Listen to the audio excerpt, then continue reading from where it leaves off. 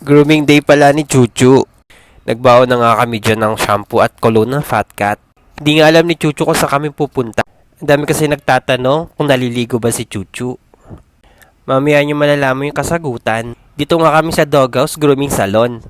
Parang alam na nga ni Chuchu ang mangyayari, nagsusungit na. At syempre, ipiplex ko lang tong shampoo ni Chuchu na 250 ml. Shoutout din pala sa salon na to, nagbebenta rin sila ng Fat Cat. Bago pala namin papasukin si Chuchu sa kulungan, nilambing muna namin. Ang daming ang tanong ni Kuya dyan. 2 hours pala estimated time mag-groom ng pusa. Hindi ko nga iniwan si Chuchu dyan. Sabi ko, hintayin ko na lang pong matapos. Nag-start na ang gupitan si Chuchu, kaso pumapalag na. First round pangalan, nabugbog na kami. Sa sobrang laki nga ng leg ni Chuchu, hindi na magkasya sa kanya yan. Pinipilit na lang ni Kuya. Shoutout nga pala kay Kuya, sobrang galing niya mag-deal sa pusa.